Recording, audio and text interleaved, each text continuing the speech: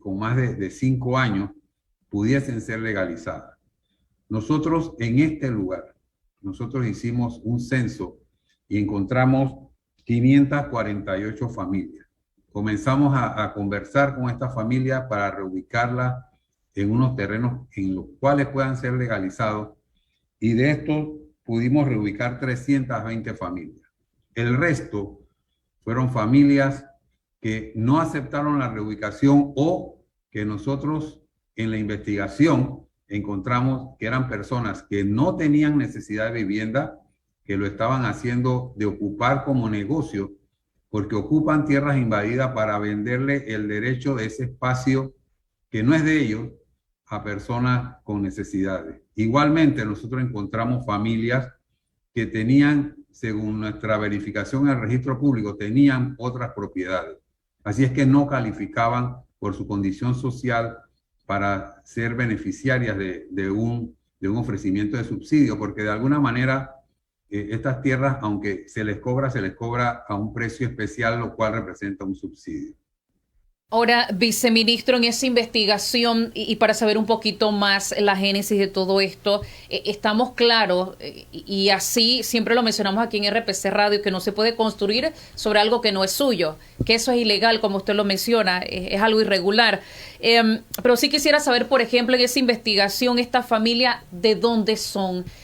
¿Qué les dicen ellos? ¿Son del área? ¿Vienen de otras provincias? Para entender un poco ese movimiento, porque no estamos hablando, viceministro, de unas 20 familias, como usted lo ha mencionado, son en principio 548 familias, son cientos de familias, y que algo similar ocurre también en otras partes también del país, este movimiento de masas, viceministro.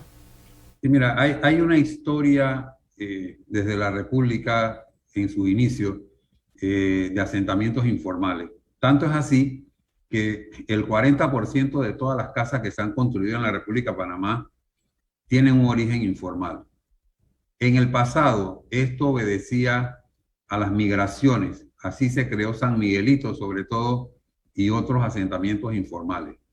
En la actualidad, lo que representan migraciones del campo hacia la ciudad es un porcentaje, pero gran parte de esta familia son familias que proceden de otros asentamientos, donde viven con otros familiares y ya por edad de emancipación forman sus familias, y sus padres les piden que se muden o ellos mismos deciden tener sus propias casas. Pero no podemos olvidar que detrás de esto también hay todo un negocio montado de personas que ocupan estos lugares para alquilárselos, sobre todo a migrantes extranjeros. Es como el caso de lo que ocurre en el asentamiento informal que denominan el San José de la Usma, que está por Condado del Rey, inclusive en sitios de peligro, de muerte, porque están bajo las líneas de alta tensión eléctrica.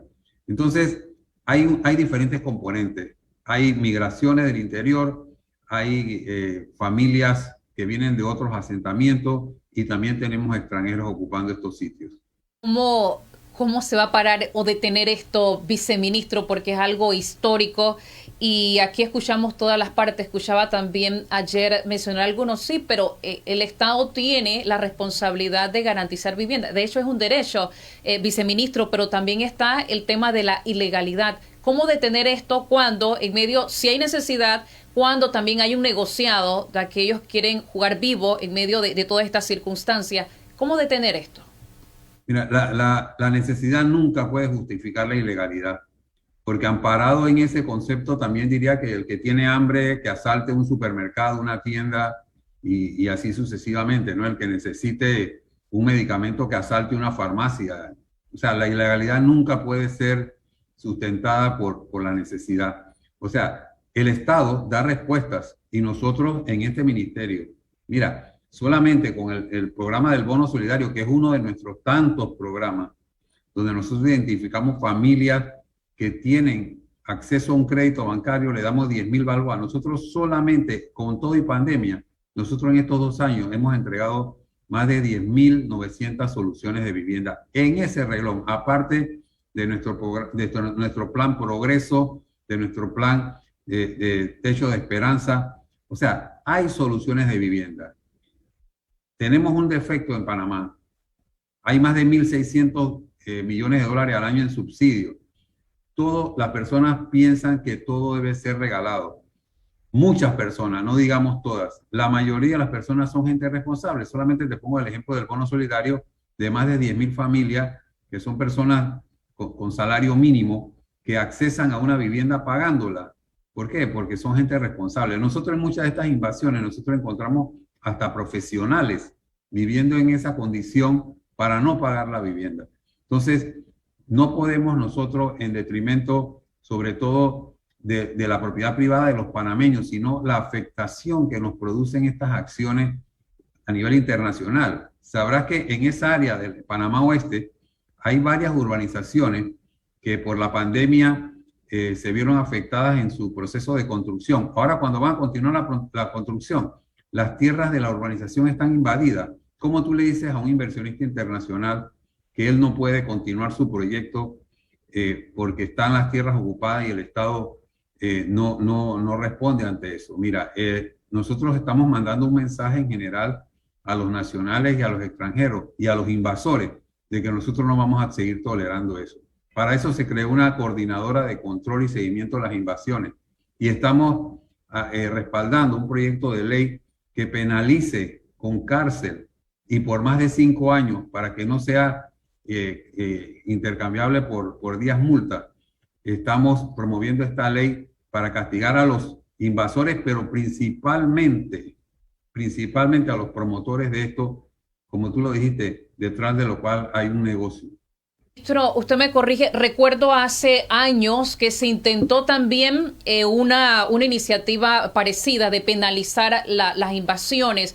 Creo que fue declarada por la Corte Inconstitucional por el tema de los derechos, de que la vivienda es un derecho, viceministro, ¿fue así? Sí, Diana, mira, nosotros casualmente, producto de ese antecedente que tú indicas, nosotros nos reunimos con magistrados de la Corte Suprema de Justicia para analizar las razones en aquel momento del fallo de inconstitucionalidad. Y fue por un tema de forma, no de fondo.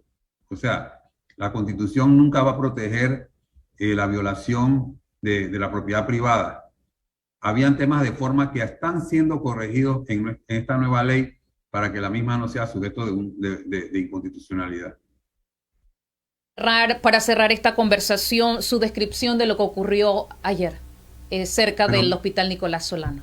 Eso demuestra el grado de anarquía que hay detrás de estas acciones.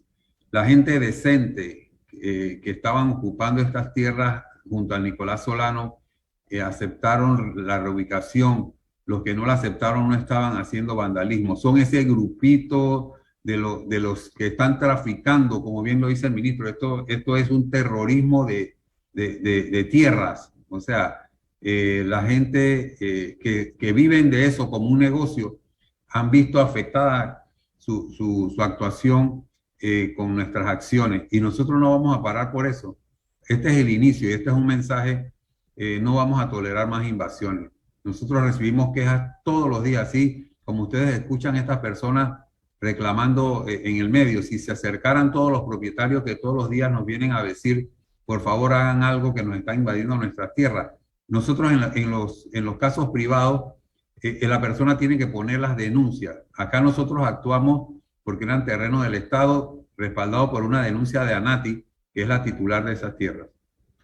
Viceministro, gracias. Gracias por acompañarnos en esta primera jornada informativa de RPC Radio. De seguro vamos a volver a conversar. El viceministro de Ordenamiento Territorial del MIBI, José Batista, en esta ocasión, analizando el tema de las invasiones de tierras, varias cosas que resaltar a manera de cierre de esta conversación, que no se puede reclamar sobre irregularidades. Las irregularidades pues no se reclaman, que es un mensaje claro que quiere enviar el MIBI, que no va a tolerar estas invasiones ilegales de terreno y bueno, que están acuerpando una iniciativa de ley para penalizar las invasiones de tierra. De seguro, esto va a seguir generando reacciones. Avanzamos con más de esta primera jornada informativa.